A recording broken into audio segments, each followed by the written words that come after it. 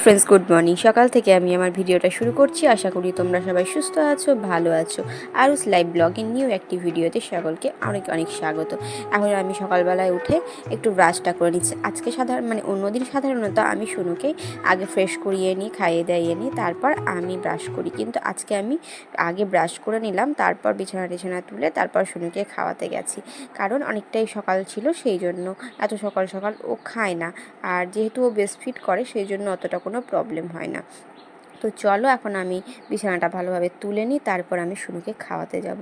মাঝখানে একটু জলটাও খেয়ে নেবো। সকালবেলায় উঠে না এখন আমার একটা ব্যাপার হয়ে গেছে, এক গ্লাস করে জল খেতেই হয় সকালবেলায় উঠে। জানো তো, সকালবেলায় উঠে কখনো কখনো কোনো দিন মনে হচ্ছে যে আজকে আর ভিডিও করব না। তারপর না মনে হচ্ছে, আবার মোটিভেট হয়ে মনে হচ্ছে না, চেষ্টা তো করে দেখি, যেমন পারছি সেরকমই করি, তারপর না হয় যেটা হয় হবে। এক সময় সত্যিই মোটিভেট হয়ে যাচ্ছে, আবার নিজের মনকে বুঝিয়ে মোটিভেট হয়ে আবার চলে আসছি ফুলদামে ভিডিও করতে। যতটা পারছি ততটাই করছি। আর শুনুকে নিয়ে এই দেখো এখন চলে এলাম একটু খাওয়াতে। আর কি বলো তো, এই সবটাই বেছে নিয়েছি আমার শুনুর জন্য, যাতে শুনু আর আমি এবং আমরা সবাই যাতে একসাথে একটু ভালোভাবে থাকতে পারি। ঠিক আছে? তো আশেপাশের বেশ কিছু মানুষের কাছ থেকে অনেক আঘাত, অনেক কষ্ট পেয়েছি। যে বিশেষ করে পাশে থাকার কথা, সে সেরকমভাবে কিন্তু পাশে কখনোই থাকেনি। এই মুহূর্তে বুঝে উঠতে পারি না যে সে কতটাই বা পাশে আছে, কতটাই বা আমার ভ্রম। তো যাই হোক না কেন, এখন জানি না পরবর্তীকালে কি হতে চলেছে, কার মনে কি, কে কী মতলবে কী করছে, সেটা তো আর বলা যায় না, বলো। এদিকে মায়ের রান্না বসে গেছে। আর কি বলো তো, মানে এই কথাগুলো কেন বলছে না, আমার লাইফের সাথে অনেক কিছু ঘটে গেছে, যার জন্য এই কথাগুলো বলছে। আর এগুলো দেখো, আজকে পুরো ডাইনিংটা পুরো খালি হয়ে গেছে। কেন বলো তো, আজকে ডাইনিংটা ঝাড়া হবে সেই জন্য। আর কি বলো তো, যেটা বলছিলাম, যে কারোর মনের কথা তো বলতে পারবো না, কার মনে কি চলছে। তো সব কিছুর জন্য নিজেকে প্রিপারেশন রাখতে হবে, কারণ কে কীভাবে আঘাত দেবে জানা নেই। আসলে অনেক কিছু পেয়েছি যেটা বলার না। তো যাই হোক, নিজের ছেলের জন্য আজকে আমি এই পথটা বেছে নিয়েছি সোশ্যাল মিডিয়ার। তো নিজেকে একটু সাফল্য করার জন্য, জানি না কতটা কি হবে, তবুও কি বলো তো, তোমরা যদি আমার পাশে থাকো অবশ্যই হয়তো একদিন সাকসেস হতে পারবো। তোমাদের কাছে এটাই অনুরোধ, আমাদের মা ছেলের পাশে কিন্তু তোমরা অবশ্যই থেকো। আর কি বলো তো, কিছু মানুষের যদি একটু ভালোবাসাই পাই, সেটাই বা ক্ষতি পাই। কারণ কি বলো তো, এটাই বা কজন পাই। আর ভালোবাসা এমন একটা অমূল্য জিনিস, সবাই সবসময় পায় না, আর এটা পাওয়া খুব দুর্লভ।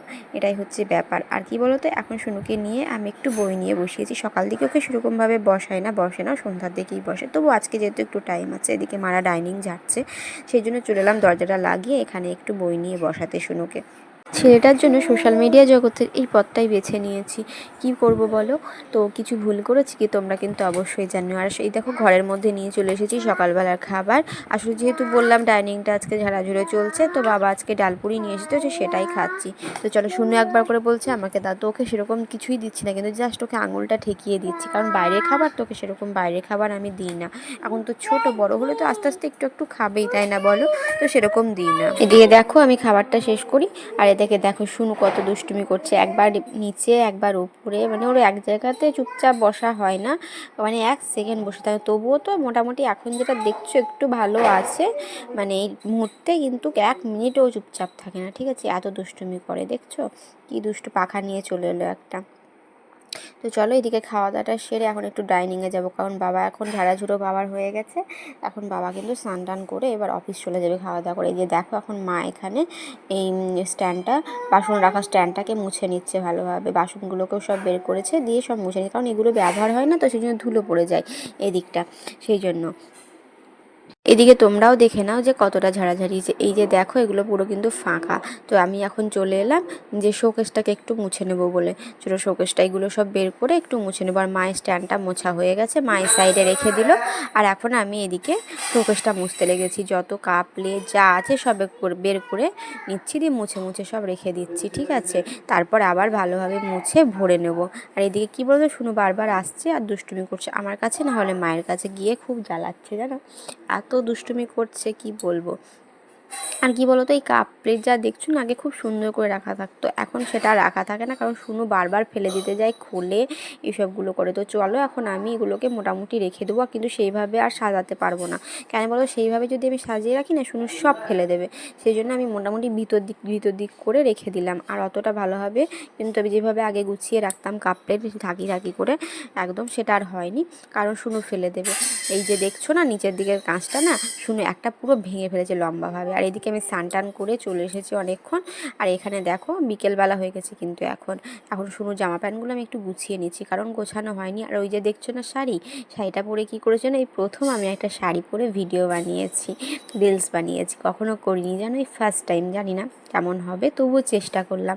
আর এদিকে দেখো আমি যেহেতু শুনুর মানে জামা প্যান্টগুলো গোছানো হয়নি, কালকের কাচা, তো আজকে একটু গুছিয়ে নিচ্ছি। আলনাটার এই জায়গাটা একটু, আমার নাইটিটা কেমন হয়েছিল সেগুলো একটু গুছিয়ে নিচ্ছি। আর দেখো ঘর বাড়িগুলো যদি একটু অগোছালো থাকে না, খুব বিচ্ছিরি লাগে একদম। আমার তো একদম মানে শান্তি হয় না, আর একদম ঘুমটু আসতে চায় না যদি অগোছালো থাকে। ও কি বলো তো, আগের মতো আর ঘর বাড়ি অত গোছালো থাকে না। কেন বলো তো, এই যে আমার শুনু যেহেতু ভীষণ চঞ্চল না, বাচ্চা থাকলে বাড়িতে একটু এরকম হয়, কিন্তু আমার শুনু খুব চঞ্চল, ও না কিছু ঠিকঠাক রাখে না। এই মাত্র এক্ষুনি খাট ঝাড়বো, ও সঙ্গে সঙ্গে এসে সব উলটপালট করে দেবে, সেই জন্য। তো চলো এদিকে আমি শাড়িটা ভালোভাবে গুছিয়ে নিচ্ছি, গোছানো হয়ে গেছে। তারপর কিন্তু তোমাদেরকে আমি যাব একটু ডাইনিংয়ে নিয়ে। কেন বলো তো, আজকে যেহেতু ডাইনিংটা ঝাড়া হলো, কারণ কি হয়েছে ঝাড়া তোমাদেরকে একটু দেখাবো বলে।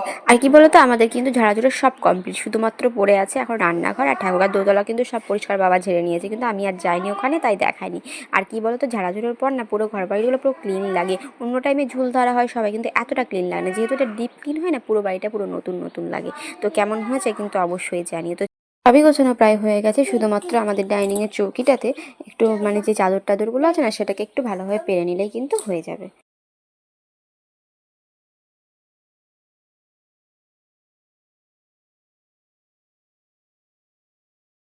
চলো, আর এই ভিডিওটা কিন্তু আমি এখানেই শেষ করছি। এখনও পর্যন্ত যারা আমার সঙ্গে রয়েছে তারা প্লিজ একটা লাইক করে দিও। আমার ভিডিওর কোনো অংশ যদি তোমাদের ভালো লেগে থাকে তাহলে অবশ্যই কমেন্ট করতে ভুলো না। প্লিজ ভিডিওটি শেয়ার করে দিও। যারা ভিডিও দেখছো কিন্তু এখনও সাবস্ক্রাইব করনি, তারা প্লিজ সাবস্ক্রাইব করে আমার পাশে থেকো। সবাই সুস্থ থেকো, ভালো থেকো, দেখা হবে নেক্সট ভিডিওতে।